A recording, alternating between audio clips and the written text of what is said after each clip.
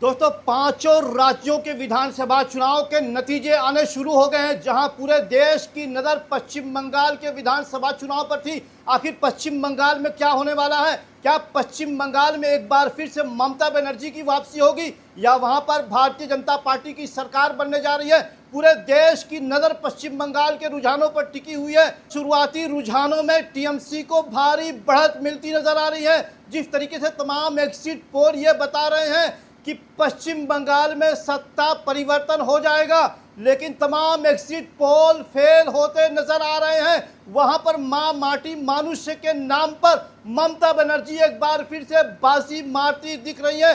दोस्तों, आपको क्या लगता है? पश्चिम बंगाल की जनता ने एक बार फिर से ममता बनर्जी पर अपना भरोसा जताया है। जिस तरीके से ममता बनर्जी लगातार दावे कर रही थी कि 2026 के चुनाव में 226 सीटें जीतेंगी, ममता बनर्जी लगातार ताबड़तोड़ बैठकें कर रही थी। वहीं भारतीय जनता पार्टी भी तमाम चीज़ों पर नज़र बनाई थी। भारतीय जनता पार्टी के बारे में कहा जा रहा था कि तमाम एजेंसियों को भाजपा ने पश्चिम बंगाल में लगा दिया है। तमाम सुरक्षा एजेंसियां, यहाँ तक कि एनआईए की भी ड्यूटी पश्चिम बंगाल में लगा दी गई थी।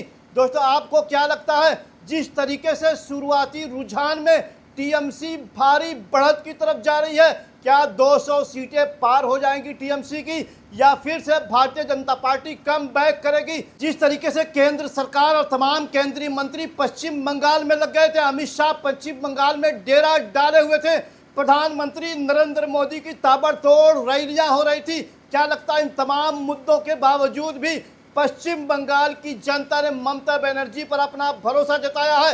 दोस्तों, यह बिल्कुल शुरुआती रुझान है, लेकिन शुरुआती रुझान ये बता रहे हैं कि पश्चिम बंगाल में एक बार फिर से ममता बनर्जी की सरकार बनेगी। क्या ममता बनर्जी इतिहास रचने जा रही है? चौथी बार लगातार पश्चिम बंगाल की मुख्यमंत्री की शपथ लेंगी? क्या एक महिला मुख्यमंत्री चौथी बार लगातार मुख्यमंत्री पद की शपथ लेते हुए, या लगातार चौथी बार शपथ लेते हुए ममता बनर्जी एक नया रिकॉर्ड कायम करने वाली है, एक नया इतिहास बनने जा रहा है? जिस तरीके से पूरे चुनाव के दौरान पश्चिम बंगाल में भारतीय जनता पार्टी और टीएमसी के कार्यकर्ताओं के दौरान झड़प होती रही, तमाम एजेंसियों का दुरुपयोग करने का आरोप लगाया गया, लेकिन आज ये नतीजे बता रहे हैं कि पश्चिम बंगाल की जनता ने एक बार फिर से ममता बनर्जी पर अपना भरोसा जताया है। दोस्तों, यह बिल्कुल शुरुआती रुझान है, अभी नतीजे बदल भी सकते हैं, लेकिन जिस तरीके से तमाम एग्जिट पोल ये बता रहे हैं कि पश्चिम बंगाल में इस बार बदलाव होगा, लेकिन तमाम एग्जिट पोल एक बार फिर से जिस तरीके से 2021 के विधानसभा चुनाव में पश्चिम बंगाल के